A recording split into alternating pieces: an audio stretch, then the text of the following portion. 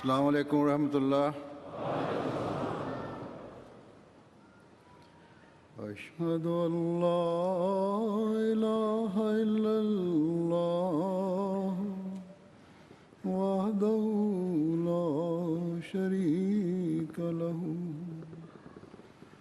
واشہد ان محمدا عبدہ ورسولہ۔ اما بعد فاعوذ باللہ من الشیطان الرجیم۔ بسم اللہ الرحمن الرحیم۔ الحمد للہ رب العالمین۔ الحمد للہ رب العالمین۔ الرحمن الرحیم۔ مالک یوم الدین۔ ایاک نعبد وایاک نستعین۔ اهدنا الصراط المستقيم صراط الذين أنعمت عليهم غير المغضوب عليهم ولا الضالين۔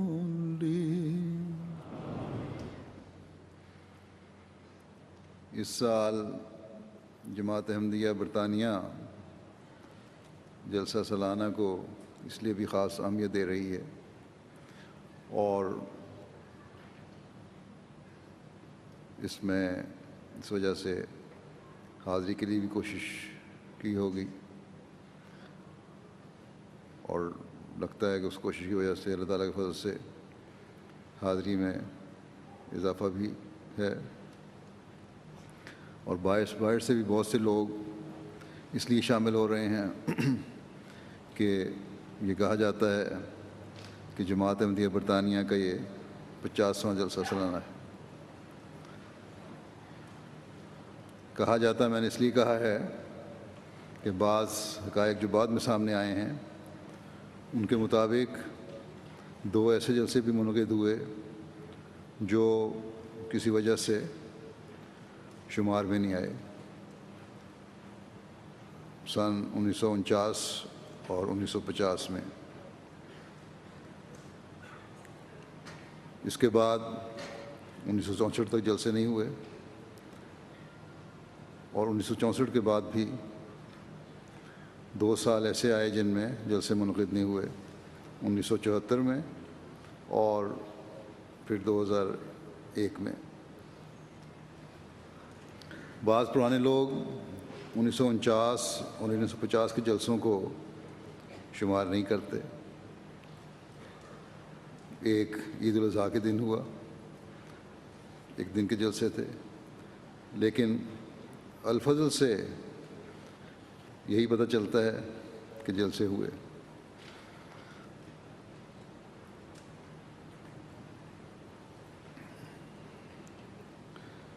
بہرحال برطانیہ کے جلسہ سالانہ کے حساب رکھنے میں جو غلطی ہوئی یا غلط فہمی ہوئی یا ان کو شمار بوجود نہیں کیا گیا یا ان کچھ جلسوں کو جو ایک دن کے ہوئے تھے جلسہ نہیں سمجھا گیا، جو بھی بات تھی، لیکن یہ بات یقینی ہے کہ برطانیہ میں جماعت احمدیہ کے جلسہ سالانہ کی تاریخ 50 سال جیسے زائد ہے۔ اگر وہ 2 جلسے شمار کر بھی لیے جائیں جن کو عام طور پہ بعض جلسہ نہیں شمار کرتے اور بعض کہتے ہیں کہ ہے، تو تب بھی ہم کہہ سکتے ہیں کہ جماعت احمدیہ برطانیہ اپنے جلسوں کی 50 سالہ تقریب منعقد کر رہی ہے۔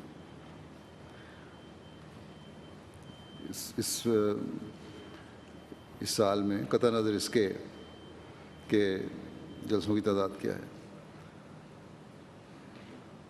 دنیا داروں کی نظر میں جب کسی خاص موقع کے 50 سال پورے ہوتے ہیں تو وہ گولڈن جوبلی مناتے ہیں، لیکن دینی جماعتوں کا یہ کام نہیں، اور خاص طور پر وہ جماعت جو اللہ تعالیٰ کے وعدوں اور آن حضرت صلی اللہ علیہ وسلم کی پیشگوئیوں کے مطابق مسیح موعود اور مہدی موعود کے ذریعے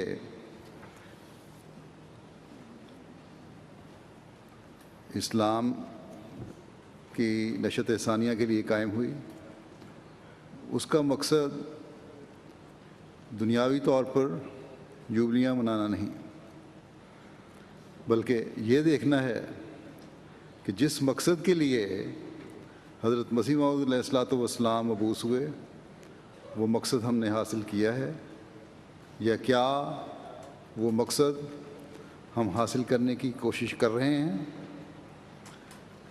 ہم نے دیکھنا ہے کہ جس مقصد کے حصول کے لیے ہم نے حضرت مسیح موعود علیہ الصلوۃ والسلام کی بیعت کی، اس کے حاصل کرنے کے لیے ہم نے کیا کوشش کی اور ہم کیا کوشش کر رہے ہیں۔ ہم نے دیکھنا ہے کہ جو مقصد، جلسوں کا جو مقصد حضرت مسیح موعود علیہ الصلوۃ والسلام نے بیان فرمایا، اس کو حاصل کر کے ہم نے اپنی زندگیوں کا حصہ بنا لیا ہے۔ بس ہمارے سامنے ایک عرصہ پورا کر کے سلور جوبلی یا گولڈن جوبلی یا ڈائمنڈ جوبلی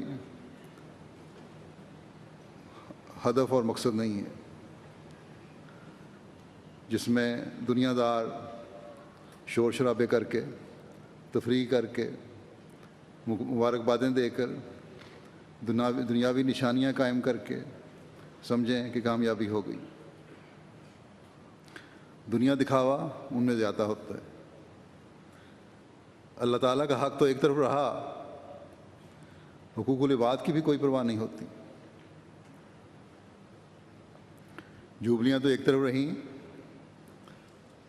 چند سال کے بعد بعض ایسی تقریبات منعقد کی جاتی ہیں جن میں شور شرابہ، کھیل کود اور دکھاوے پر کروڑوں ڈالر خرچ کیے جاتے ہیں۔ آج کل برازیل میں اولمپکس ہو رہے ہیں، چند دن کے کھیل کود کے لیے کئی بلینز ڈالر خرچ کر دیے۔ ایسا ملک جس میں ایک بڑے طبقے کو کھانا بھی نہیں ملتا، کہتے ہیں حکومتی کارکنوں کی تنخواہیں بھی اتنی کم ہیں کہ مشکل سے گزارا ہوتا ہے۔ ہنگامی حالات نافذ کر کے اولمپکس کے لیے اسٹیڈیم اور جگہ بنائی گئیں، بلکہ یہ بھی کہا جاتا ہے کہ امیروں کے علاقے سے ٹراموں اور ریل کی سہولتیں مہیا کرنے کی گئیں، جبکہ وہ لوگ جو ان علاقوں میں رہتے ہیں سفر ہی اپنی کاروں کے ذریعے کرتے ہیں، اور اس کا کوئی فائدہ نہیں کہ ایک عارضی مقصد کے لیے وہ سہولتیں بھی مہیا کی جائیں جن کا بعد میں کوئی اور استعمال نہیں ہو سکتا، بلکہ ان دنوں کے بعد بھی نہیں ہوگا۔ نہ ان دنوں میں ہوتا ہے، نہ ان دنوں کے بعد کا استعمال کی بات ہے، ان دنوں میں بھی ان کا استعمال نہیں ہو رہا۔ صرف دکھاوا کرنے اور اپنی تقریبات کے رنگ بھرنے کے لیے اور بتانے کے لیے کہ ہم کتنی ترقی یافتہ ہیں، ایک بے جا خرچ کیا گیا ہے۔ اگر غریبوں کو یہ سہولت مہیا کی جاتی تو بہتر تھا۔ ان کے علاقوں کے لیے ٹرامیں چلائی جاتی، ریلیں چلائی جاتی، ٹرانسپورٹ مہیا کی جاتی۔ غرض کہ چند دنوں کے کھیل کود کے لیے ملک کی معیشت جو پہلے ہی کمزور ہو رہی تھی بلکہ انتہائی نیچے جا رہی ہے، اس کو مزید برباد کرنے کی کوشش ہوئی۔ یہ سب اس امید پر خرچ کیا گیا کہ دیکھنے والوں کی ٹکٹوں کے ذریعے سے آمدنی ہو جائے گی، حالانکہ ہر اولمپک کا یہ تجربہ ہے کہ ان کی صرف امیدیں ہوتی ہیں کبھی بھی خرچ پورے نہیں ہوتے۔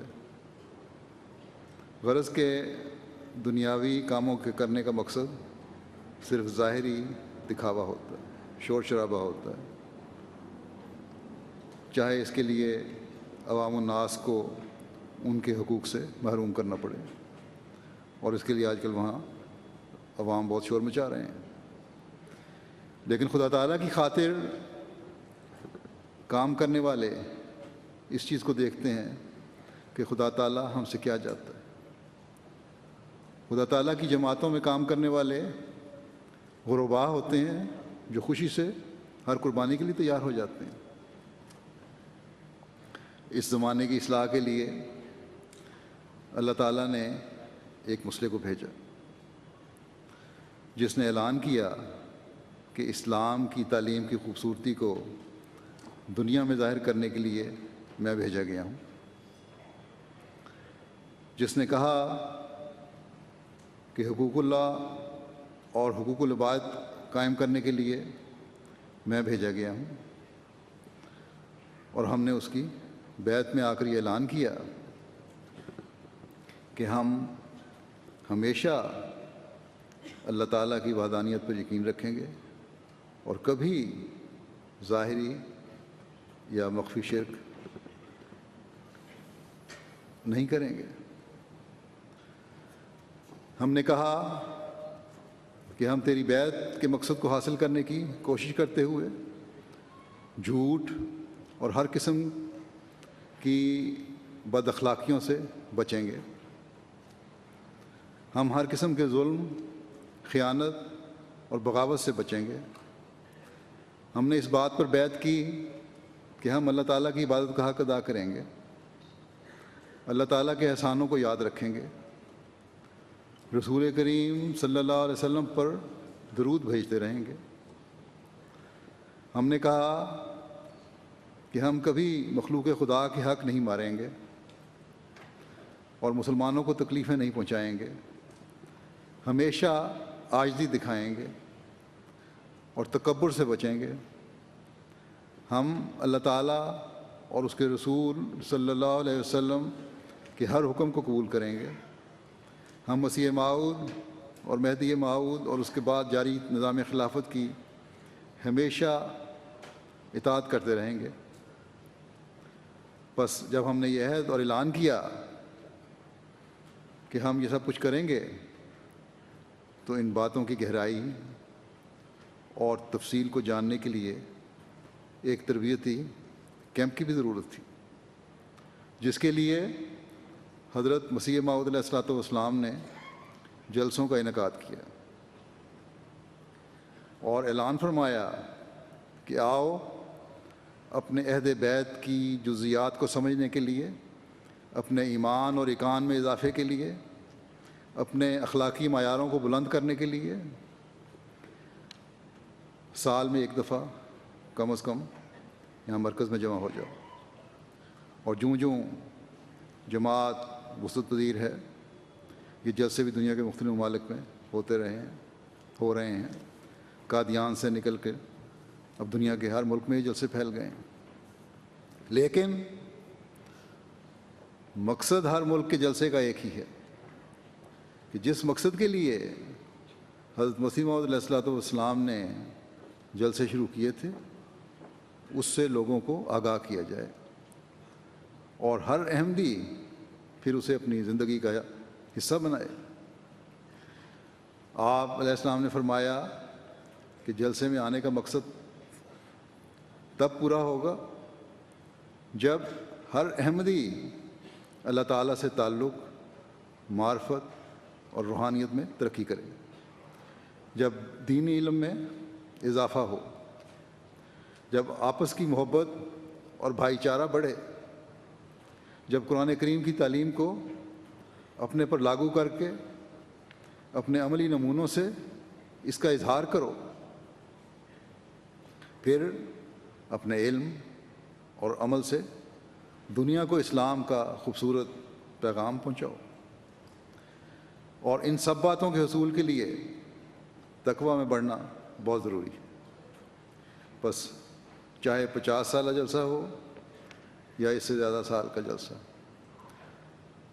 کوئی جوبلی جلسہ ہے یا ہر سال منعقد ہونے والا سالانہ جلسہ، ہر ایک کا مقصد ایک ہی ہے کہ حقوق اللہ اور حقوق العباد کی ادائیگی میں ہم ترقی کرنے والے ہوں۔ کوئی دنیاوی مقصد نہ ہمارے کسی سابقہ جلسے کا تھا، نہ اس جلسے کا ہے۔ اگر ہماری سوچیں صحیح دھارے کی طرف نہیں چل رہی تو نہ ہمیں 50واں جلسہ کوئی فائدہ دے سکتا ہے، نہ 75واں، نہ 100واں۔ ہماری یہ خوش قسمتی ہے کہ حضرت اقدس مسیح موعود علیہ الصلوۃ والسلام نے ہمیں صرف یہ ہدف نہیں دیا کہ کیا کرنا ہے، بلکہ یہ بھی بتایا کہ کس طرح کرنا ہے۔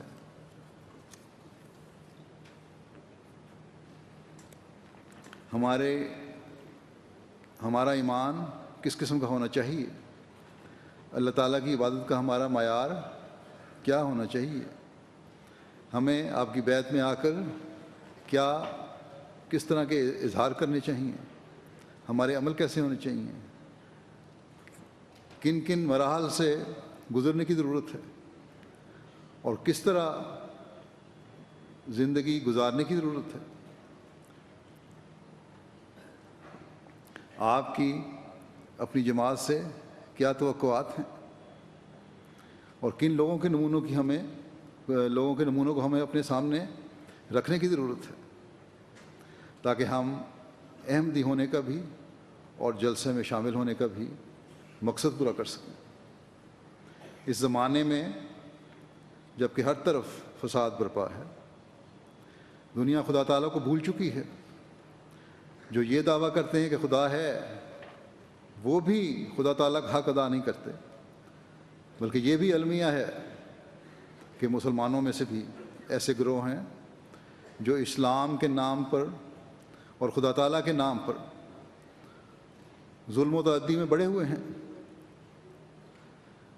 اور اللہ تعالیٰ کے حقوق اور اس کی مخلوق کے حقوق پامال کر کے سمجھتے ہیں کہ ہم اسلام کی خدمت کر رہے ہیں۔ ایسے میں ہمیں حضرت مسیح موعود علیہ الصلوۃ والسلام نے بتایا کہ اللہ تعالیٰ تم سے کیا چاہتا ہے اور اسلام تمہیں کیا تعلیم دیتا ہے، تم نے کس طرح اللہ تعالیٰ کا حق ادا کرنا ہے، کس طرح اس کی مخلوق کا حق ادا کرنا ہے۔ ایک موقع پر ان دونوں قسم کے حقوق کی ادائیگی کی طرف توجہ دلاتے ہوئے آپ نے فرمایا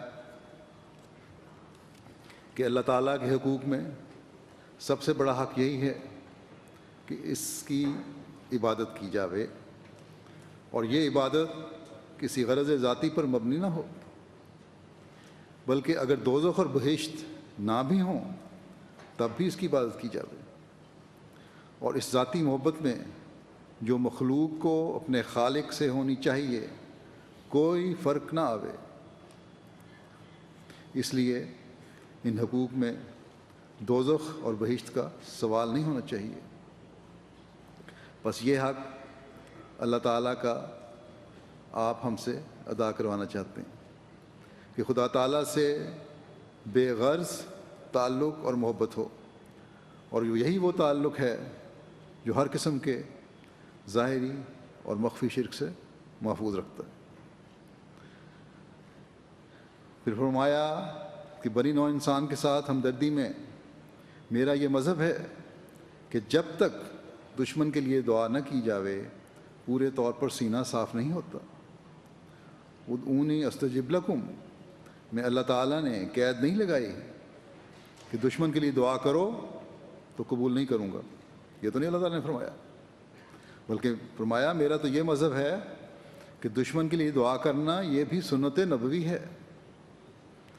حضرت عمر رضی اللہ عنہ اسی سے مسلمان ہوئے تھے۔ حضرت صلی اللہ علیہ وسلم آپ کے لیے اکثر دعا کیا کرتے تھے، اس لیے بخل کے ساتھ ذاتی دشمنی نہیں کرنی چاہیے، اور حقیقتاً موذی نہیں ہونا چاہیے، یعنی دوسروں کو دکھ دینے والا نہیں بننا چاہیے۔ شکر کی بات ہے، فرمایا شکر کی بات ہے کہ ہمیں اپنا کوئی دشمن نظر نہیں آتا جس کے واسطے 2-3 مرتبہ دعا نہ کی ہو، ایک بھی ایسا نہیں، اور یہی میں تمہیں کہتا ہوں اور سکھاتا ہوں۔ فرمایا اور یہی میں تمہیں کہتا ہوں اور سکھاتا ہوں۔ بس یہ وہ سبق ہے جو وسعت حوصلہ کی انتہاؤں کو چھو رہا ہے۔ جب غیروں سے یہ سلوک ایک مومن کا ہونا چاہیے تو پھر اپنوں سے حسن سلوک کے معیار کیا ہونے چاہیے، اس سے ہمیں اندازہ ہو جانا چاہیے۔ پھر آپ نے فرمایا کہ خدا تعالیٰ اس سے کہ کسی کو حقیقی طور پر ایذا پہنچائی جاوے اور ناحق بخل کی راہ سے دشمنی کی جاوے ایسا ہی بیزار ہے جیسا وہ نہیں چاہتا کہ کوئی اس کے ساتھ ملایا جاوے۔ یعنی بلا وجہ کی دشمنی اور مخالفت اور شرک اللہ تعالیٰ کو بہت ناپسند ہے، یعنی ایک ہی چیز ہے دونوں چیزیں۔ فرمایا کہ ایک جگہ وہ فصل نہیں چاہتا اور ایک جگہ وصل نہیں چاہتا۔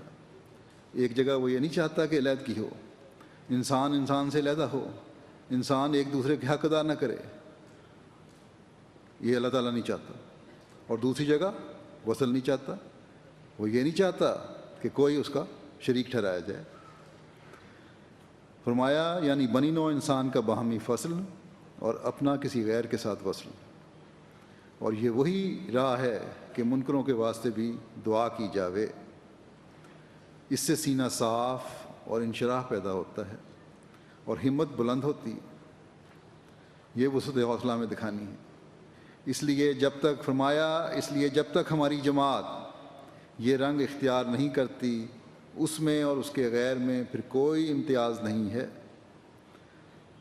یہ بلندیوں کے معیار حاصل کرنے ہیں ہم نے، اور یہی وہ معیار ہیں جو آپ نے شرط بیعت میں بیان فرمائے ہیں کہ محض للہ اللہ تعالیٰ کی مخلوق سے ہمدردی کی جاوے۔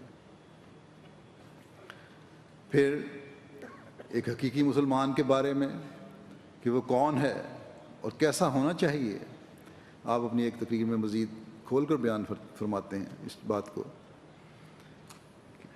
کہ مسلمان وہ ہے جو اپنے تمام وجود کو اللہ تعالیٰ کی رضا حاصل کرنے کے لیے وقف کر دے اور سپرد کر دے، اور اعتقادی اور عملی طور پر اس کا مقصود اور غرض اللہ تعالیٰ ہی کی رضا اور خوشنودی ہو۔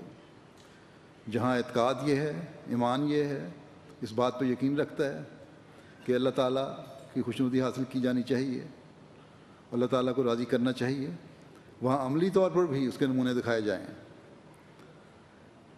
فرمایا اور تمام نیکیاں اور اعمال حسنہ جو اس سے صادر ہوں وہ بمشقت اور مشکل کی راہ سے نہ ہوں، بلکہ ان میں ایک لذت اور حلاوت کی کشش ہو۔ نیکیاں اگر کرنی ہیں تو یہ نہیں کہ کون سا بوجھ مجھ پڑ گیا، کیا مجبوری آ پڑی ہے، بلکہ نیکیاں کرنے سے ایک مزہ آنا چاہیے، ایک لذت حاصل ہونی چاہیے، شوق سے کی جانی چاہیے، اور ان کی طرف پھر کھنچنا چاہیے کہ ہم نے نیکی کرنی ہے۔ فرمایا جو ہر قسم کی تکلیف کو راحت سے تبدیل کر دے، اس طرح نیکیاں کرو جو ہر قسم کی تکلیف کو خوشیوں میں بدل دے۔ حقوق اللہ اور حقوق العباد کی ادائیگی دلی خوشی سے ہو، نہ کہ کسی مجبوری اور خوف کی وجہ سے، تبھی راحت خوشیوں میں تکلیف راحت میں بدلتی ہے۔ فرمایا حقیقی مسلمان اللہ تعالیٰ سے پیار کرتا ہے یہ کہہ کر اور مان کر کہ وہ میرا محبوب و مولا پیدا کرنے والا اور محسن ہے، اس لیے اس کے آستانہ پر سر رکھ دیتا ہے۔ سچے مسلمان کو اگر کہا جاوے کہ ان اعمال کی پاداش میں کچھ بھی نہیں ملے گا، اور نہ بہشت اور نہ دوزخ ہے، اور نہ آرام ہے نہ لذات ہیں، تو وہ اپنے اعمال صالحہ اور محبت الہی کو ہرگز نہیں چھوڑ سکتا۔ صرف نیکیاں اس لیے نہیں کرنی کہ جنت ملے گی، یا برائیوں سے اس لیے نہیں بچنا کہ دوزخ میں نہ چلا جاؤں، بلکہ اگر فرمایا کہ کچھ بھی نہیں ہے تو پھر بھی اللہ تعالیٰ کی رضا حاصل کرنے کے لیے نیکیاں کرنی ہیں، اور کیونکہ اللہ تعالیٰ نے کہا ہے کہ کرو اس لیے کرنی ہے۔ فرمایا کیونکہ اس کی عبادات اور خدا تعالیٰ سے تعلق اور اس کی فرما برداری اور اطاعت میں فنا کسی پاداش یا اجر کی بنا اور امید پر نہیں ہے، بلکہ وہ اپنے وجود کو ایسی چیز سمجھتا ہے کہ وہ حقیقت میں خدا تعالیٰ ہی کی شناخت، اس کی محبت اور اطاعت کے لیے بنائی گئی ہے۔ اپنے عمل اور اپنی سوچ کو اس مقام پر لے جائے ایک انسان کہ جہاں اس کی شناخت یہ ہو جائے کہ اس نے خدا تعالیٰ کو سے محبت کرتا ہے، اس کی رضا کے لیے کام کرتا ہے، اس کی محبت کے معیار اتنے بلند ہوں کہ دنیا کو نظر آ جائے کہ یہ خدا تعالیٰ سے محبت کرنے والے لوگ ہیں۔ اطاعت کے معیار وہ ہوں کہ پتہ لگے کہ اللہ تعالیٰ کے احکامات پر عمل کرنے والا اور کامل اطاعت کرنے والا ہے۔ فرمایا اور کوئی غرض اور مقصد اس کا ہے ہی نہیں، یہ دنیا کو پتہ لگنا چاہیے۔ اسی لیے وہ اپنی خداداد قوتوں کو جب ان اغراض اور مقاصد میں صرف کرتا ہے تو اس کو اپنے محبوب حقیقی کا چہرہ نظر آتا ہے۔ ایسا انسان جب اس کا کوئی اور مقصد نہیں ہوتا، اس کی پہچان بھی اللہ تعالیٰ ہے، اس کی محبت کا محور بھی اللہ تعالیٰ ہے، اس کی اطاعت بھی خدا تعالیٰ کی رضا حاصل کرنے کے لیے ہے، تو پھر اس کا اور کوئی غرض اور مقصد نہیں ہوتا، تب اس کو پھر اپنے خدا کا حقیقی چہرہ نظر آ جاتا ہے۔ فرمایا بہشت اور دوزخ پر اس کی اصلاً نظر نہیں ہوتی۔ فرمایا کہ میں کہتا ہوں کہ اگر مجھے اس امر کا یقین دلا دیا جاوے کہ خدا تعالیٰ سے محبت کرنے اور اس کی اطاعت میں سخت سے سخت سزا دی جائے گی، تو میں قسم کھا کر کہتا ہوں کہ میری فطرت ایسی واقع ہوئی ہے کہ وہ ان تکلیفوں اور بلاؤں کو ایک لذت اور محبت کے جوش اور شوق کے ساتھ برداشت کرنے کو تیار رہے، اور باوجود ایسے یقین کے جو عذاب اور دکھ کی صورت میں دلایا جاوے، کبھی خدا کی اطاعت اور فرمان برداری سے ایک قدم باہر نکلنے کو ہزار بلکہ لا انتہا موت سے بڑھ کر اور دکھوں اور مصائب کا مجموعہ قرار دیتی۔ جیسے اگر کوئی بادشاہ عام اعلان کرائے کہ اگر کوئی ماں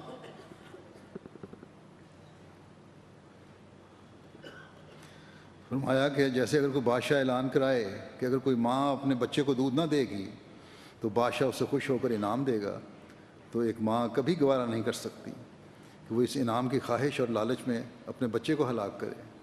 اسی طرح ایک سچا مسلمان خدا کے حکم سے باہر ہونا اپنے لیے ہلاکت کا موجب سمجھتا ہے، خواہ اس کو اس نافرمانی میں کتنی ہی آسائش اور آرام کا وعدہ دیا جائے۔ فرمایا پس حقیقی مسلمان ہونے کے لیے ضروری ہے کہ اس قسم کی فطرت حاصل کی جاوے کہ خدا تعالیٰ کی محبت اور اطاعت کسی جزا اور سزا کے خوف اور امید کی بنا پر نہ ہو، بلکہ فطرت کا طبعی خاصہ اور جزو ہو کر ہو۔ پھر وہ محبت بجائے خود اس کے لیے ایک بہشت پیدا کر دیتی ہے، اور حقیقی بہشت یہی ہے، یہ محبت اللہ تعالیٰ سے ہوتی ہے، پھر وہ ایک جنت پیدا کرتی ہے۔ فرمایا کوئی آدمی بہشت میں داخل نہیں ہو سکتا جب تک وہ اس راہ کو اختیار نہیں کرتا، اس لیے میں تم کو جو میرے ساتھ تعلق رکھتے ہو اسی راہ سے داخل ہونے کی تعلیم دیتا ہوں، کیونکہ بہشت کی حقیقی راہ یہی ہے۔ بس یہ ہے ہمارے لیے خدا تعالیٰ سے محبت پیدا کرنے کا ہدف، یہ ٹارگٹ، اور اس معیار کو حاصل کرنے کی کوشش کے بارے میں کوئی دوسرا ہمیں نہیں بتا سکتا۔ جو معیار ہم نے سامنے رکھا ہے اس کے جائزے ہر ایک خود لے سکتا ہے اپنے لیے۔ پھر ہمیں زندگی کا لائحہ عمل دیتے ہوئے کہ اگر اس طرح زندگی گزارو تو اللہ تعالیٰ کس طرح سلوک فرماتا ہے اور رحمت کی نظر ڈالتا ہے۔ حضرت اقدس مسیح علیہ السلام فرماتے ہیں کہ استغفار کرتے رہو اور موت کو یاد رکھو، موت سے بڑھ کر اور کوئی بیدار کرنے والی چیز نہیں ہے۔ جب انسان سچے دل سے خدا کی طرف رجوع کرتا ہے تو اللہ تعالیٰ اپنا فضل کرتا ہے۔ جس وقت انسان اللہ تعالیٰ کے حضور سچے دل سے توبہ کرتا ہے تو اللہ تعالیٰ پہلے گناہ بخش دیتا ہے، پھر بندے کا نیا حساب چلتا ہے۔ اگر انسان کا کوئی ذرا سا بھی گناہ کرے تو ساری عمر اس کا کینہ اور دشمنی رکھتا ہے، اور گو زبانی معاف کر دینے کا اقرار بھی کرے، لیکن پھر بھی جب اسے موقع ملتا ہے تو اپنے اس کینہ اور عداوت کا اس سے اظہار کرتا ہے۔ اگر کسی سے غلطی ہو جائے تو انسان تو دوسرے انسان کے گناہ بخشتا ہی نہیں، کہیں نہ کہیں کینہ دل میں بیٹھا رہتا ہے، اور اگر موقع ملے بجائے ظاہراً بشک صلح بھی کروا دی جائے، وہ معاف بھی کر دیتے ہیں ایک دوسرے کو، لیکن پھر بھی اگر کوئی اور واقعہ ہو گیا چھوٹا سا بھی تو وہ کینہ پھر ابھر کر سامنے آ جاتا ہے، اس کا اظہار ہو جاتا ہے۔ آپ فرماتے ہیں یہ خدا تعالیٰ ہی ہے کہ جب بندہ سچے دل سے اس کی طرف آتا ہے تو وہ اس کے گناہوں کو معاف کر دیتا ہے اور رجوع اور رحمت فرماتا ہے، اپنا فضل اس پر نازل کرتا ہے اور اس گناہ کی سزا کو معاف کر دیتا ہے۔ اس لیے تم بھی اب ایسے ہو کر جاؤ کہ تم وہ ہو جاؤ جو پہلے نہ تھے، نماز سنوار کر پڑھو۔ فرمایا نماز سنوار کر پڑھو۔ آپ فرماتے ہیں کہ خدا جو یہاں ہے وہاں بھی ہے، بس ایسا نہ ہو کہ جب تک تم یہاں ہو تمہارے دلوں میں رقت اور خدا کا خوف ہو، اور جب اپنے گھروں میں جاؤ تو بے خوف اور نڈر ہو جاؤ۔ نہیں، بلکہ خدا کا خوف ہر وقت تمہیں رہنا چاہیے۔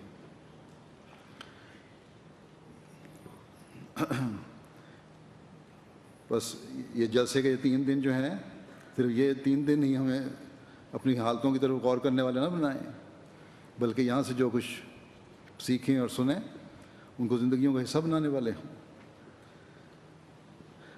اپنی حالتوں کو ہمیشہ خدا تعالیٰ کی منشا کے مطابق رکھنے کے لیے ایک بڑی خوبصورت نصیحت آپ نے فرمائی ہے۔ فرمایا ہر ایک کام کرنے سے پہلے سوچ لو اور دیکھ لو کہ اس سے خدا تعالیٰ راضی ہوگا یا ناراض۔ فرمایا نماز بڑی ضروری چیز ہے اور مومن کی معراج ہے۔ خدا تعالیٰ سے دعا مانگنے کا بہترین ذریعہ نماز ہے۔ نماز اس لیے نہیں کہ ٹکرے ماری جاویں یا مرغ کی طرح کچھ ٹھونگے مار لیں۔ بہت لوگ ایسے ہی نماز پڑھتے ہیں، اور بہت سے لوگ ایسے ہوتے ہیں کہ کسی کے کہنے سننے سے نماز پڑھنے لگ جاتے ہیں۔ صرف دلی جوش سے نماز نہیں پڑھ رہے ہوتے، بلکہ اپنے بڑوں کے کہنے سے یا اپنے دوستوں کے کہنے سے، ساتھیوں کے کہنے سے نماز پڑھنے لگ جاتے ہیں۔ فرمایا یہ کچھ نہیں، نماز وہ ہے جو دلی جوش سے پڑھی جائے، اور اس کی عادت پڑنی چاہیے۔ شروع میں لوگوں کے کہنے سے اس طرح توجہ پیدا ہوتی ہے، نصیحت بھی کی جاتی ہے، لیکن آہستہ آہستہ جب شروع کر دے انسان تو پھر دلی جوش سے ہمیشہ نمازوں کی طرف توجہ رہنی چاہیے۔ بس نماز کی ادائیگی اور اللہ تعالیٰ کا حق ادا کرنے کی آواز جو ہے وہ دل سے نکلنی چاہیے، کسی دکھاوے یا کسی خوف کی وجہ سے نہیں ہونی چاہیے۔ نماز فرمایا کہ نماز خدا تعالیٰ کی حضوری ہے، اور خدا تعالیٰ کی تعریف کرنے اور اس سے اپنے گناہوں کے معاف کرانے کا مرکب صورت کا نام نماز ہے۔ اس کی نماز ہرگز نہیں ہوتی جو اس غرض اور مقصد کو مد نظر رکھ کر نماز نہیں پڑھتا۔ بس نماز بہت ہی اچھی طرح پڑھو، کھڑے ہو تو ایسے طریق سے کہ تمہاری صورت صاف بتاوے کہ تم خدا تعالیٰ کی اطاعت اور فرمانبرداری میں دست بستہ کھڑے ہو، یہ معیار ہے اطاعت کا بھی۔ اور جھکو تو ایسے جس سے صاف معلوم ہو کہ تمہارا دل جھکتا ہے، اور سجدہ کرو تو اس آدمی کی طرح جس کا دل ڈرتا ہے، اور نمازوں میں اپنے دین اور دنیا کے لیے دعا کرو۔ دین پہلے اور دنیا بعد میں۔ اللہ تعالیٰ کا حق ادا کرنے کی طرف توجہ دلانے کے بعد مخلوق کے حق ادا کرنے کی طرف توجہ دلاتے ہوئے آپ فرماتے ہیں، پہلے بھی میں نے ایک اقتباس پڑھا تھا، ایک اور ہے، اور اس حق کی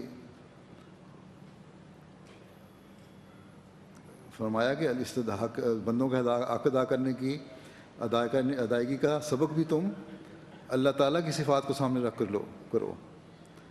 اور اس کے لیے آپ نے سورہ فاتحہ کو سامنے رکھتے ہوئے فرمایا کہ سورہ فاتحہ اس لیے اللہ تعالیٰ نے پیش کی ہے اور اس میں سب سے پہلی صفت رب العالمین بیان کی ہے جس میں تمام مخلوقات شامل ہیں۔ اس طرح پر ایک مومن کی ہمدردی کا میدان سب سے پہلے اتنا وسیع ہونا چاہیے کہ تمام چرند پرند اور کل مخلوق اس میں آ جاوے۔ پھر دوسری صفت رحمان کی بیان کی ہے جس سے یہ سبق ملتا ہے کہ تمام جاندار مخلوق سے ہمدردی خصوصاً کرنی چاہیے، اور پھر رحیم میں اپنی نوع سے ہمدردی کا سبق ہے۔ غرض اس سورہ فاتحہ میں جو اللہ تعالیٰ کی صفات بیان کی گئی ہیں یہ گویا خدا تعالیٰ کے اخلاق ہیں جن سے بندے کو حصہ لینا چاہیے، اور وہ یہی ہے کہ اگر ایک شخص عمدہ حالت میں ہے تو اس کو اپنی نوع کے ساتھ ہر قسم کی ممکن ہمدردی سے پیش آنا چاہیے۔ اگر دوسرا شخص جو اس کا رشتہ دار ہے یا عزیز ہے، خواہ کوئی بھی ہے، اس سے بیزاری نہ ظاہر کی جاوے اور اجنبی کی طرح اس سے پیش نہ آئیں، بلکہ ان حقوق کی پرواہ کریں جو اس کے تم پر ہیں۔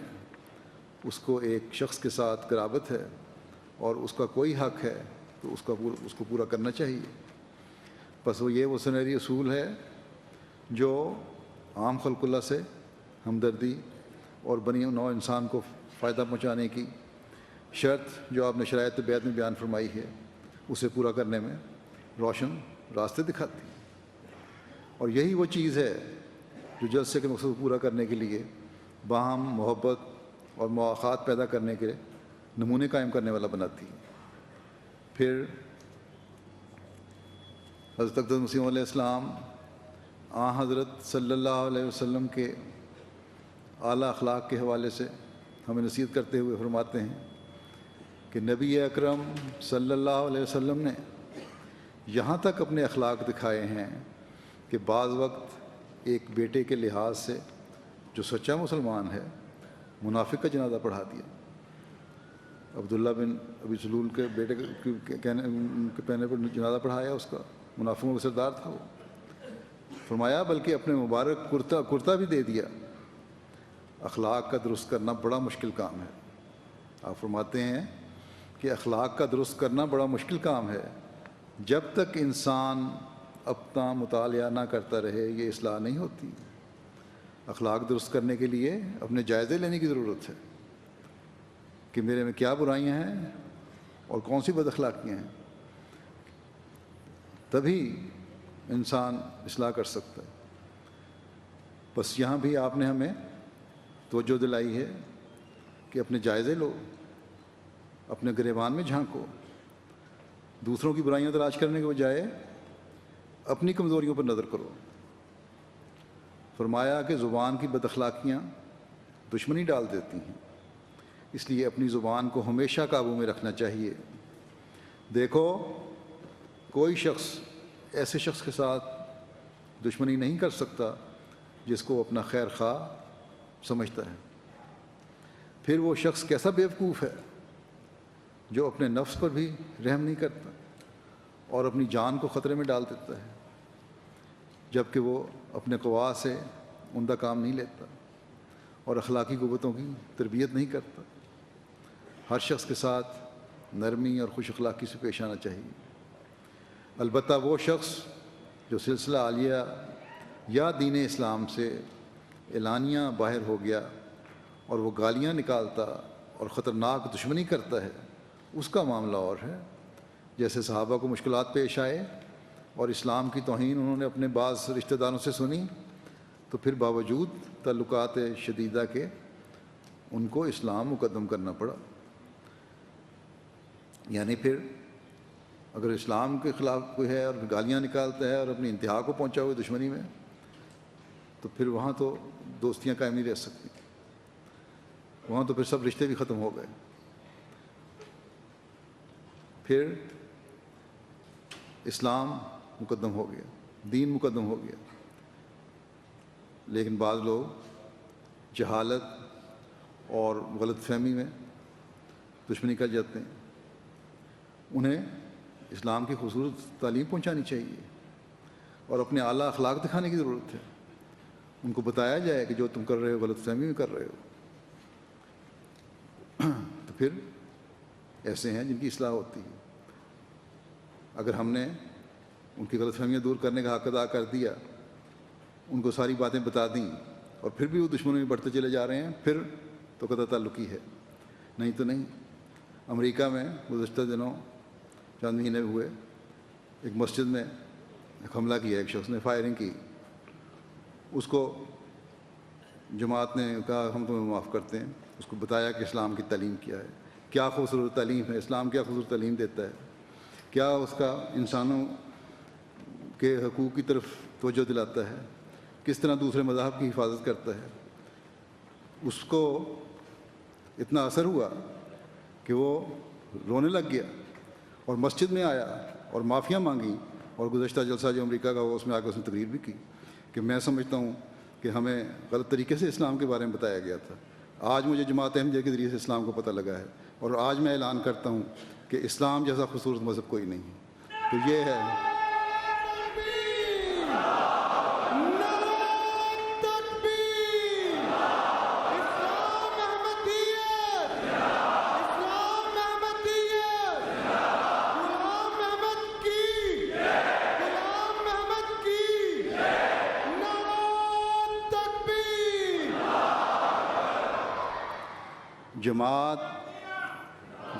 جماعت اس وقت بنتی ہے اور مضبوط ہوتی ہے جب آپس میں محبت، اتفاق اور اخوت کا تعلق ہو. اس تعلق کو قائم کرنے کے لیے آپس میں کیسا سلوک ہونا چاہیے، اس بارے میں نصیحت کرتے ہوئے حضرت اقدس مسیح موعود علیہ الصلوۃ والسلام فرماتے ہیں اصل بات یہ ہے کہ اندرونی طور پر ساری جماعت ایک درجے پر نہیں ہوتی. کیا ساری گندم تخم ریزی سے ایک ہی طرح نکل آتی ہے؟ بہت سے دانے ایسے ہوتے ہیں کہ وہ ضائع ہو جاتے ہیں. اب ذمہ دار جانتا ہے کہ جس طرح وہ ان پڑھ ذمہ داروں کو تو پتہ نہیں، منوں کے حساب سے ڈال دیتے ہیں یا سیروں کے حساب سے بیج. لیکن اگر دانوں کی تعداد دیکھیں اور جو پودے ایک ایکڑ میں جتنا بیج ڈالا جاتا ہے اور جو پودے اگتے ہیں وہ اس کے حساب سے 9 حصے ضائع ہو جاتے ہیں اور صرف ایک حصہ اگتا ہے اور ثمروار ہوتا ہے. فرمایا کہ بعض ایسے ہوتے ہیں کہ ان کو چڑیاں کھا جاتی ہیں دانوں کو، بعض کسی اور طرح قابل ثمر نہیں رہتے. غرض ان میں سے جو ہونہار ہوتے ہیں ان کو کوئی ضائع نہیں کر سکتا. فرمایا کہ خدا تعالیٰ کے لیے جو جماعت تیار ہوتی ہے وہ بھی کزرع ہوتی ہے، کھیتی کی طرح ہوتی ہے. اس لیے اس اصول پر اس کی ترقی ضروری ہے. بس یہ دستور ہونا چاہیے کہ کمزور بھائیوں کی مدد کی جاوے اور ان کو طاقت دی جاوے. یہ کس قدر نامناسب بات ہے کہ وہ 2 بھائی ہیں، اب بعض دفعہ بیج کھیت میں اگ بھی جاتا ہے لیکن ایک کے قریب دوسرا کوئی جڑی بوٹی اگ جاتی ہے، اس کی بڑھوتری رک جاتی ہے یا کمزور ہو جاتی ہے. تو اس کے لیے پھر ذمہ دار جو ہے، کسان جو ہے، وہ بوٹیوں کو مارتا ہے، تلف کرتا ہے، اور پھر وہ دوبارہ اس طرح ہی نشو و نما پانے لگ جاتا ہے پودا. تو اسی طرح فرمایا کہ تم بھی اپنے بھائیوں کی مدد کرو. فرمایا کہ ایک تیرنا جانتا ہے اور دوسرا نہیں، تو کیا پہلے کا یہ فرض ہونا چاہیے کہ وہ دوسرے کو ڈبونے سے بچاوے یا اس کو ڈوبنے دے؟ اس کا فرض ہے کہ اس کو غرق ہونے سے بچائے. اسی لیے قرآن شریف میں آیا ہے تعاونوا علی البر والتقوی، کمزور بھائیوں کا بار اٹھاؤ، عملی، ایمانی اور مالی کمزوریوں میں بھی شریک ہو جاؤ. یعنی جو عملی طور پر کمزور ہیں ان کو پیار سے سمجھاؤ، ان کے عملوں کو درست کرو، ان کو نصیحت کرو، ان کے قریب جاؤ، ان کے دوست بنو، ان کے ہمدرد بنو. جن میں ایمانی کمزوریاں ہیں ان کو قریب ہو کے سمجھاؤ. اگر ہمارا جو نظام ہے ہر سطح پر اس طرف توجہ دینے لگے اور عہدیدار ہر کمزور شخص کی طرف توجہ دینے لگیں تو بہت سارے ایک دوسرے کی کمزوریاں دور کر سکتے ہیں. اس سے پہلے تو جو کام کرنے والے ہیں انہیں چاہیے کہ ہم اپنی کمزوریاں دور کریں، پھر اپنے بھائیوں کو سہارا دیں، مالی کمزوریوں میں بھی شریک ہو جاؤ، اس لحاظ سے ہی مدد کرنی چاہیے۔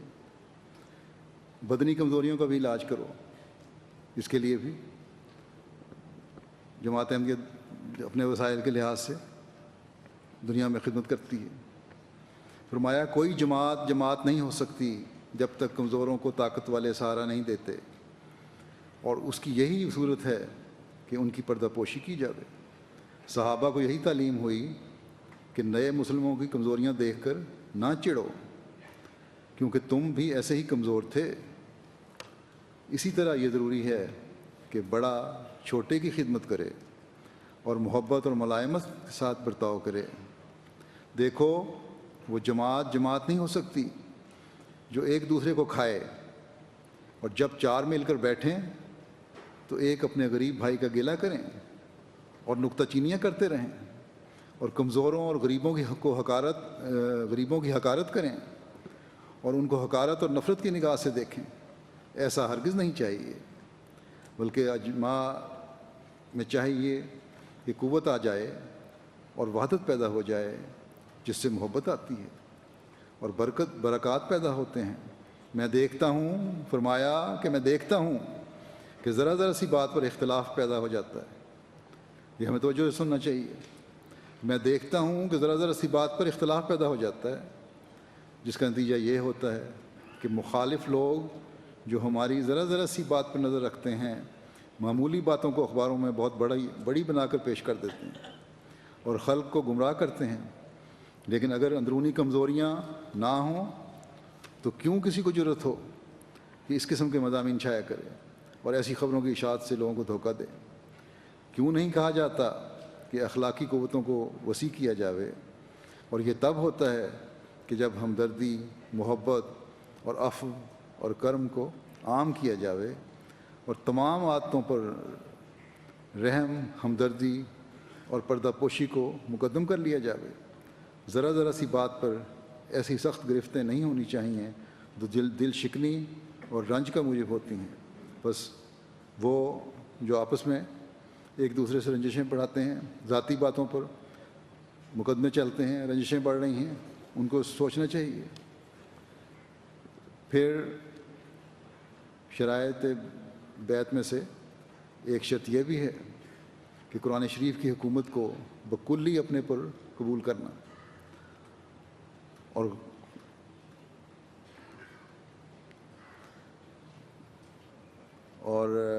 قال اللہ اور قال الرسول اپنا دستور العمل بنانا۔ اور یہ اس وقت تک نہیں ہو سکتا جب تک قرآن کریم پڑھا اور سمجھا نہ جائے۔ اس کے لیے پھر آپ صلی اللہ علیہ وسلم نے دینی علم اور قرآن کریم کا علم حاصل کرنے کی طرف توجہ دلاتے ہوئے فرمایا کہ میں زیادہ امید ان پر کرتا ہوں جو دینی ترقی اور شوق کو کم نہیں کرتے۔ جو اس شوق کو کم کرتے ہیں، مجھے اندیشہ ہوتا ہے کہ شیطان ان پر قابو نہ پا لے۔ اس لیے کبھی سست نہ ہونا چاہیے۔ ہر امر کو جو سمجھ میں نہ آئے پوچھنا چاہیے تاکہ معرفت میں زیادت ہو۔ پوچھنا حرام نہیں، بحیثیت انکار کے بھی پوچھنا چاہیے اور عملی ترقی کے لیے بھی۔ جو علمی ترقی چاہتا ہے اس کو چاہیے قرآن شریف کو غور سے پڑھیں، جہاں سمجھ میں نہ آئے دریافت کریں۔ اگر بعض معارف سمجھ نہ سکے تو دوسروں سے دریافت کر کے فائدہ پہنچتا ہے۔ فرمایا قرآن شریف ایک دینی سمندر ہے جس کی تہہ میں بڑے بڑے نایاب اور بے بہا گوہر موجود ہیں۔ اب فرماتے ہیں کہ بعض ایسے ہیں جو یہ دعویٰ کرتے ہیں کہ ہم قرآن شریف کے ترجمہ اور سے واقف ہیں، مولویوں میں سے، علماء میں سے، غیروں میں سے دعویٰ کرتے ہیں، دوسرے مذاہب میں سے بھی جو اسلام پہ اعتراض کرنے والے ہیں دعویٰ کرتے ہیں، مگر انہوں نے مشق تو کی ہے، پڑھ لیا، ترجمہ بھی شاید جانتے ہوں، لیکن ان میں روحانیت نہیں ہے، اور اس کا ہمیں بارہا تجربہ ہوا ہے۔ اور جس میں روحانیت نہیں ہے اس کو قرآن کریم کی گہرائی اور باریکی سمجھ آ ہی نہیں سکتی، اور اس کا نتیجہ یہی ہے کہ آج کل شدت پسند جو ہیں وہ اسلام کے نام پر ظلم و بربریت کر رہے ہیں اور یہ کہتے ہیں جی اسلام یہ کہتا ہے، حالانکہ انہوں نے قرآن شریف کو سمجھا ہی نہیں اور روحانیت ان میں ختم ہو چکی ہے، اس لیے کہ جس شخص کو اس دنیا میں دین اور روحانیت قائم کرنے کے لیے اللہ تعالیٰ نے بھیجا تھا اس کے وہ انکاری ہیں۔ بس قرآن کریم کی تہہ سے یہ نایاب موتی نکالنے کے لیے اللہ تعالیٰ نے جس کو اس زمانے میں اعلیٰ ترین عرفان عطا فرمایا ہے اس سے فیض حاصل کرنے کی ضرورت ہے، اور اس کے لیے ہمیں حضرت مسیح موعود علیہ الصلوۃ والسلام کے کلام کو پڑھنے کی بھی ضرورت ہے۔ ہر احمدی کو اس لحاظ سے بھی اس طرف خاص توجہ دینے کی ضرورت ہے۔ قرآن کریم غلام احمد کی، غلام احمد کی، اسلام احمدیت، نعرہ تکبیر۔ قرآن کریم پڑھنے کی طرف مزید توجہ دلاتے ہوئے اور اس کے احسان کا ذکر کرتے ہوئے اور اس کی اہمیت بیان کرتے ہوئے حضرت مسیح موعود علیہ السلام فرماتے ہیں یاد رکھنا چاہیے کہ قرآن شریف نے پہلی کتابوں اور نبیوں پر احسان کیا ہے، جو ان کی تعلیموں کو جو قصہ کے رنگ میں تھیں علمی رنگ دے دیا ہے۔ فرمایا میں سچ سچ کہتا ہوں کوئی شخص ان قصوں اور کہانیوں سے نجات نہیں پا سکتا جب تک وہ قرآن شریف کو نہ پڑھے، کیونکہ قرآن شریف ہی کی یہ شان ہے کہ وہ انہ لقول فصل وما ہوا بالہزل، انہ لقول فصل وما ہوا بالہزل، یعنی یقیناً وہ ایک فیصلہ کن کلام ہے اور وہ ہرگز کوئی بیہودہ کلام نہیں۔ فرمایا وہ میزان، مہیمن، نور یعنی حفاظت کرنے والا، نور اور شفا اور رحمت ہے۔ جو لوگ قرآن شریف کو پڑھتے اور اسے قصہ سمجھتے ہیں انہوں نے قرآن شریف نہیں پڑھا، جو لوگ قرآن شریف کو پڑھتے ہیں اور اسے قصہ سمجھتے ہیں انہوں نے قرآن شریف نہیں پڑھا بلکہ ان کی اس کی بے حرمتی کی ہے۔ ہمارے مخالف کیوں ہماری مخالفت میں اس قدر تیز ہوئے ہیں؟ صرف اس لیے کہ ہم قرآن شریف کو جیسا کہ خدا تعالیٰ نے فرمایا ہے کہ وہ سراسر نور، حکمت اور معرفت ہے دکھانا چاہتے ہیں، اور وہ کوشش کرتے ہیں کہ قرآن شریف کو ایک معمولی قصے سے بڑھ کر وقت نہ دیں۔ فرمایا ہم اس کو گوارا نہیں کر سکتے، خدا تعالیٰ نے اپنے فضل سے ہم پر کھول دیا ہے کہ قرآن شریف ایک زندہ اور روشن کتاب ہے، اس لیے ہم اس کی مخالفت کی کیوں پرواہ کریں، ہم ان کی مخالفت کی کیوں پرواہ کریں۔ غرض میں بار بار اس امر کی طرف ان لوگوں کو جو میرے ساتھ تعلق رکھتے ہیں نصیحت کرتا ہوں، غرض میں بار بار اس امر کی طرف ان لوگوں کو جو میری ساتھ تعلق رکھتے ہیں نصیحت کرتا ہوں۔ ہم احمدیوں کو مخاطب فرما رہے ہیں کہ خدا تعالیٰ نے اس سلسلہ کو کشف حقائق کے لیے قائم کیا ہے، کیونکہ بدوں اس کے عملی زندگی میں کوئی روشنی اور نور پیدا نہیں ہو سکتا۔ بس کشف حقائق کو کھولنے کے لیے، قرآن کریم کی تعلیم کی حقیقت کو کھولنے کے لیے، اس پر عمل کرنے کے لیے یہ سلسلہ قائم کیا گیا ہے۔ فرمایا کیونکہ بدوں اس کے عملی زندگی میں کوئی روشنی اور نور پیدا نہیں ہو سکتا جب تک یہ سب کھلے گئے نہیں اسرار قرآن کریم کے۔ حضرت مسیح علیہ الصلوۃ والسلام کی نظر سے قرآن کریم کو ہم سمجھیں گے نہیں، قرآن کریم کی حقیقت کو ہم جانیں گے نہیں، تب تک روشنی اور نور پیدا نہیں ہو سکتا۔ فرمایا اور میں چاہتا ہوں کہ عملی سچائی کے ذریعے اسلام کی خوبی دنیا پر ظاہر ہو، جیسا کہ خدا نے مجھے اس کام کے لیے مامور کیا ہے۔ اس لیے قرآن شریف کو کثرت سے پڑھو، مگر نرا قصہ سمجھ کر نہیں بلکہ ایک فلسفہ سمجھ کر۔ فرماتے ہیں قرآن شریف نے بہشت اور دوزخ کی جو حقیقت بیان کی ہے کسی دوسری کتاب نے بیان نہیں کی۔ اس نے صاف طور پر ظاہر کر دیا کہ اس دنیا سے یہ سلسلہ جاری ہوتا ہے۔ چنانچہ فرمایا وَلِمَنْ خَافَ مَقَامَ رَبِّهِ جَنَّتَانِ، یعنی جو شخص خدا تعالیٰ کے حضور کھڑا ہونے سے ڈرا اس کے واسطے دو بہشت ہیں، یعنی ایک بہشت تو اسی دنیا میں مل جاتا ہے، کیونکہ خدا تعالیٰ کا خوف اس کو برائیوں سے روکتا ہے، اور بدیوں کی طرف دوڑنا دل میں ایک اضطراب اور قلق پیدا کرتا ہے جو بجائے خود ایک خطرناک جہنم ہے۔ لیکن جو شخص خدا تعالیٰ کا خوف کھاتا ہے تو وہ بدیوں سے پرہیز کر کے اس عذاب اور درد سے دم نقد بچ جاتا ہے جو شہوات اور جذبات نفسانی کی غلامی اور اسیری سے پیدا ہوتا ہے، اور وہ وفاداری اور خدا کی طرف جھکنے میں ترقی کرتا ہے جس سے ایک لذت اور سرور اسے دیا جاتا ہے، اور یوں بہشتی زندگی اسی دنیا سے اس کے لیے شروع ہو جاتی ہے۔ بس وہ دوزخ اس دنیا سے شروع ہو جاتی ہے جب انسان غلط کاموں کی طرف جاتا ہے، اپنے نفس کے قابو میں آ جاتا ہے، جذبات نفسانی سے مغلوب ہو جاتا ہے، شہوات اس پر غالب آ جاتی ہیں، تو پھر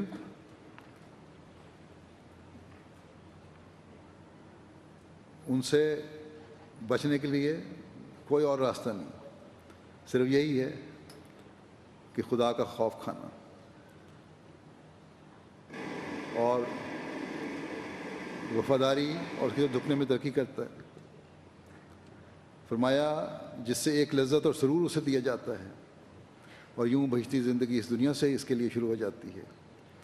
جب ان برائیوں سے بچتا ہے انسان اور خدا کی طرف جھکتا ہے تو بہشتی زندگی اس دنیا سے شروع ہو جاتی ہے، اور اسی طرح پر اس کے خلاف کرنے سے جہنمی زندگی شروع ہو جاتی ہے۔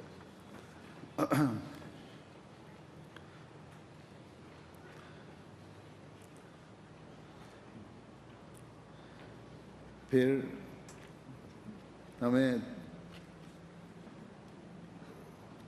توجہ دلاتے ہوئے آپ فرماتے ہیں کہ جب خدا تعالیٰ نے یہ سلسلہ قائم کیا ہے اور اس کی تائید میں سدھا نشان اس نے ظاہر کیے ہیں، اس سے اس کی غرض یہ ہے کہ یہ جماعت صحابہ کی جماعت ہو اور پھر خیر القرون کا زمانہ آ جاوے۔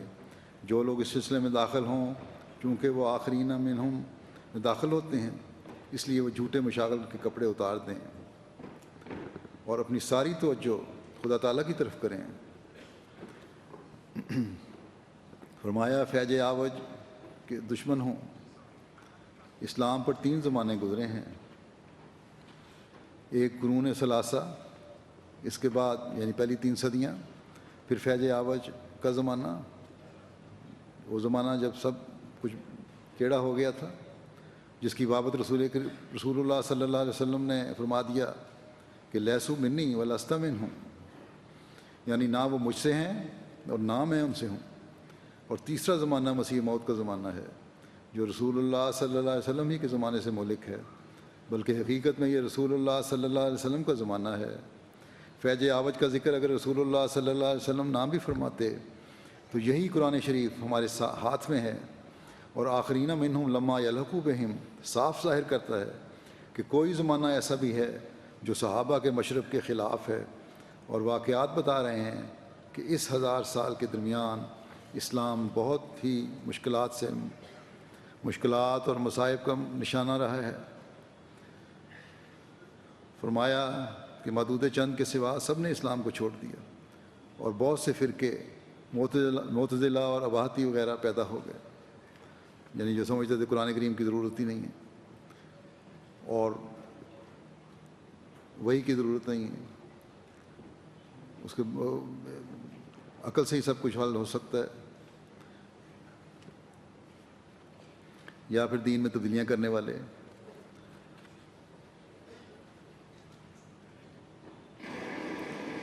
فرماتے ہیں کہ ہم کو اس بات کا اعتراف ہے کہ کوئی اس زمانہ، یہ کیا شور آ رہا ہے؟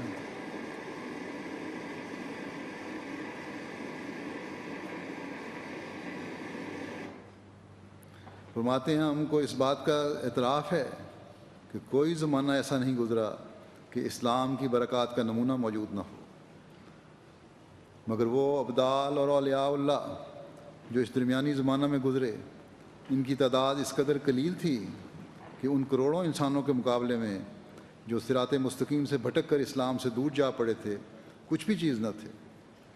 اس لیے رسول اللہ صلی اللہ علیہ وسلم نے نبوت کی آنکھ سے اس زمانے کو دیکھا اور اس کا نام فیض عوج رکھ دیا، مگر اب اللہ تعالیٰ نے ارادہ فرمایا ہے کہ ایک اور گروہ کثیر کو پیدا کرے جو صحابہ کا گروہ کہلائے، مگر چونکہ خدا تعالیٰ کا قانون قدرت یہی ہے کہ اس کے قائم کردہ سلسلے میں تدریجی ترقی ہوا کرتی ہے، اس لیے ہماری جماعت کی ترقی بھی تدریجی اور کا زرعٍ کھیتی کی طرح ہوگی، اور وہ مقاصد اور مطالب اس بیج کی طرح ہیں جو زمین میں بویا جاتا ہے۔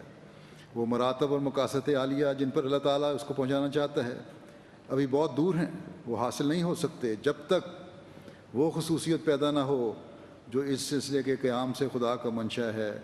توحید کے اقرار میں بھی خاص رنگ ہو، تبتل اللہ ایک خاص رنگ کا ہو، ذکر الہی میں خاص رنگ ہو، حقوق اخوان میں خاص رنگ ہو۔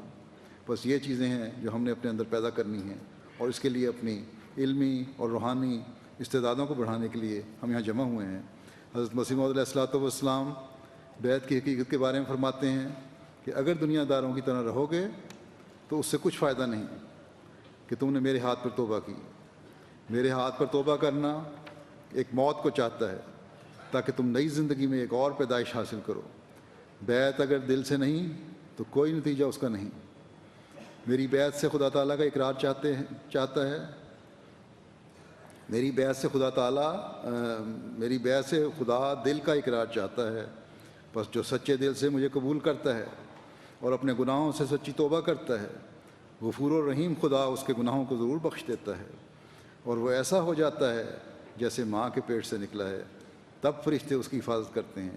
ایک گاؤں میں اگر ایک نیک آدمی ہو تو اللہ تعالیٰ اس نیک کی رعایت اور خاطر سے اس گاؤں کو تباہی سے محفوظ کر لیتا ہے، لیکن جب تباہی آتی ہے تو پھر سب پر پڑتی ہے، مگر پھر بھی وہ اپنے بندوں کو کسی نہ کسی نہج سے بچا لیتا ہے۔ فرمایا سنت اللہ یہی ہے کہ اگر ایک بھی نیک ہو تو اس کے لیے دوسرے بھی بچائے جاتے ہیں، جیسے حضرت ابراہیم کا قصہ ہے کہ جب لوط کی قوم تباہ ہونے لگی تو انہوں نے کہا کہ اگر 100 میں سے ایک ہی نیک ہو تو کیا تباہ کر دے گا؟ کہا نہیں، آخر ایک تک بھی نہیں کروں گا۔ فرمایا لیکن جب بالکل حد ہی ہو جاتی ہے تو پھر لا یخاف عقباہا خدا کی شان ہوتی۔ پریدوں کے عذاب پر وہ پرواہ نہیں کرتا کہ ان کی بیوی بچوں کا کیا حال ہوگا، اور صادقوں اور راست بازوں کے لیے کانا ابوہما صالحا کی رعایت کرتا ہے۔ حضرت موسیٰ اور خضر کو حکم ہوا تھا کہ ان بچوں کی دیوار بنا دو، اس لیے کہ ان کا باپ نیک بخت تھا، اور ان کی نیک بختی کی خدا نے ایسی قدر کی کہ پیغمبر راج مزدور ہوئے۔ غرض ایسا تو رحیم کریم ہے، لیکن اگر کوئی شرارت کرے اور زیادتی کرے، ایسا رحیم و کریم ہے لیکن اگر کوئی شرارت کرے اور زیادتی کرے تو پھر بہت بری طرح پکڑتا ہے، اور وہ ایسا غیور ہے کہ اسے غضب کو دیکھ کر کلیجہ پھٹتا ہے۔ دیکھو لوط کی بستی کو کیسے تباہ کر ڈالا۔ اس وقت بھی دنیا کی حالت ایسی ہی ہو رہی ہے۔ فرمایا اس وقت بھی دنیا کی حالت ایسی ہی ہو رہی ہے کہ وہ خدا تعالیٰ کے غضب کو کھینچ لائی ہے۔ تم بہت اچھے وقت آ گئے ہو، اب بہتر اور مناسب یہی ہے کہ تم اپنے آپ کو بدلا لو۔ اپنے اعمال میں اگر کوئی انحراف دیکھو تو اسے دور کرو۔ تم ایسے ہو جاؤ کہ نہ مخلوق کا حق تم پر باقی رہے نہ خدا کا۔ یاد رکھو جو مخلوق کا حق دباتا ہے اس کی دعا قبول نہیں ہوتی، کیونکہ وہ ظالم ہے۔ پھر ہمیں ہماری عملی حالت کی بہتری کی طرف توجہ دلاتے ہوئے ایک جگہ آپ نے فرمایا، یاد رکھو ہماری جماعت اس بات کے لیے نہیں ہے جیسے عام دنیا دار زندگی بسر کرتے ہیں، میرا زبان سے کہہ دیا کہ ہم اس سلسلے میں داخل ہیں اور عمل کی ضرورت نہ سمجھی، جیسے بدقسمتی سے مسلمانوں کا حال ہے کہ پوچھو تو تم مسلمان ہو تو کہتے ہیں شکر الحمدللہ، مگر نماز نہیں پڑھتے اور شاعر اللہ کی حرمت نہیں کرتے۔ بس میں تم سے یہ نہیں چاہتا کہ صرف زبان سے ہی اقرار کرو اور عمل سے کچھ نہ دکھاؤ، یہ نکمی حالت ہے، خدا تعالیٰ اس کو پسند نہیں کرتا، اور دنیا کی اس حالت نے ہی تقاضا کیا کہ خدا تعالیٰ نے مجھے اصلاح کے لیے کھڑا کیا ہے۔ بس اب اگر کوئی میرے ساتھ تعلق رکھ کر بھی اپنی حالت کی اصلاح نہیں کرتا اور عملی قوتوں کو ترقی نہیں دیتا بلکہ زبانی اقرار ہی کو کافی سمجھتا ہے، وہ گویا اپنے عمل سے میری عدم ضرورت پر زور دیتا ہے۔ فرمایا اگر زبانی اقرار ہی کو کافی سمجھتا ہے تو وہ گویا اپنے عمل سے میری عدم ضرورت پر زور دیتا ہے۔ پھر تم اگر اپنے عمل سے ثابت کرنا چاہتے ہو کہ میرا آنا بے سود ہے تو پھر میرے ساتھ تعلق کرنے کے کیا معنی ہے؟ میرے ساتھ تعلق پیدا کرتے ہو تو میری اغراض و مقاصد کو پورا کرو، اور وہ یہی ہیں کہ خدا تعالیٰ کے حضور اپنا اخلاص اور وفاداری دکھاؤ، اور قرآن شریف کی تعلیم پر اس طرح عمل کرو جس طرح رسول اللہ صلی اللہ علیہ وسلم نے کر کے دکھایا اور صحابہ نے کیا۔ قرآن شریف کے صحیح منشا کو معلوم کرو اور اس پر عمل کرو۔ خدا تعالیٰ کے حضور اتنی ہی بات کافی نہیں ہو سکتی کہ زبان سے اقرار کر لیا اور عمل میں کوئی روشنی اور سرگرمی نہ پائی جاوے۔ فرمایا یاد رکھو کہ وہ جماعت جو خدا تعالیٰ قائم کرنی چاہتا ہے وہ عمل کے بدون زندہ نہیں رہ سکتی۔ یہ وہ عظیم الشان جماعت ہے جس کی تیاری حضرت آدم کے وقت سے شروع ہوئی۔ کوئی نبی دنیا میں نہیں آیا جس نے اس دعوت کی خبر نہ دی ہو۔ بس اس کی قدر کرو، اور اس کی قدر یہی ہے کہ اپنے عمل سے ثابت کر کے دکھاؤ کہ اہل حق کا گروہ تم ہی ہو۔ بس اس کے لیے ہم میں سے ہر ایک کو بھرپور کوشش کی ضرورت ہے۔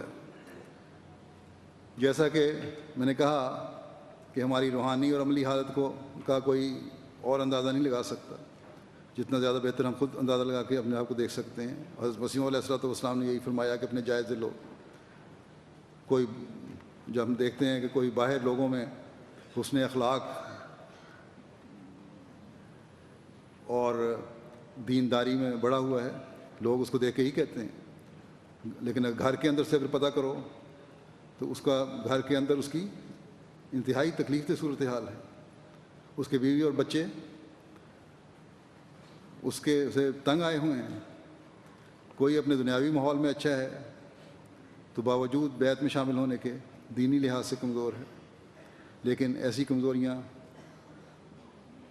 ایسے لوگوں کی کسی خاص وجہ سے سامنے آتی ہیں، ورنہ ظاہراً تو کسی کو کچھ نہیں پتہ لگتا۔ بہرحال ہر قسم کے طبقے کی اصلاح اس وقت ہو سکتی ہے جب اسے خود احساس ہو کہ میں نے اصلاح کرنی ہے اور اپنی بیعت کا حق ادا کرنا ہے، تبھی ہم اس معیار پر پہنچ سکتے ہیں جس پر حضرت مسیح علیہ الصلوۃ والسلام ہمیں پہنچانا چاہتے ہیں۔ یہ بہت ہی قابل فکر اور ہمیں ہلا دینے والی بات ہے جو حضرت مسیح علیہ الصلوۃ والسلام نے بیان فرمائی ہے کہ اگر عملی قوتوں کو ترقی نہیں دیتے اور صرف زبانی اقرار بیعت ہے تو عملاً حضرت مسیح علیہ السلام کی بعثت کی ضرورت کے ہم انکاری ہیں۔ صرف انکاری نہیں بلکہ فرمایا کہ میری عدم ضرورت پر زور دیتے ہو، اس بات پر زور دیتے ہو کہ مسیح موعود کے آنے کی ضرورت ہی نہیں ہے۔ بس ہم سب کو آج اپنے جائزے لینے چاہیے، اور اگر کمزوریاں ہیں تو اپنی اصلاح کی کوشش کرنی چاہیے تاکہ مسیح موعود علیہ السلام کی بعثت کی ضرورت ہمارے ہر عمل سے ظاہر ہو، پاک تبدیلیاں ہمارے اندر پیدا ہوں۔ اگر یہ ہوگا تو ہم کہہ سکتے ہیں کہ آج ہم نے جو کچھ پایا ہے وہ دنیاوی دولتوں سے بہت بڑھ کر ہے۔ اگر یہ نہیں تو ہماری 50 سالہ جلسہ کی تقریبات یا 100 سال سے زائد جماعت کی تاریخ کی کوئی حیثیت نہیں رکھتی۔ خدا کرے کہ ہم میں سے اکثریت اس کو پانے والی ہو، سمجھنے والی ہو، اور جو کمزور ہیں آج کے بعد اپنے اندر پاک تبدیلیاں پیدا کرنے والے ہوں، اور ہمارا ہر عمل یہ گواہی دے کر اعلان کرے کہ اے مسیح محمدی، تیری بعثت اور تیرا آنا حق ہے، اور تو ایسے وقت میں آیا جب زمانے کو تیری ضرورت تھی۔ اور ہم عہد کرتے ہیں کہ اسلام کی حقیقی تصویر دنیا کو دکھانے کے لیے اپنی تمام تر استعدادوں کے ساتھ ہم کوشش کرتے رہیں گے۔ اللہ تعالیٰ کرے کہ ایسا ہی ہو۔ جلسے کے دنوں میں دعاؤں اور ذکر الہی پر اور عبادتوں کی طرف دوبارہ میں یاد دہانی کراتا ہوں، خاص طور پر زور دیں۔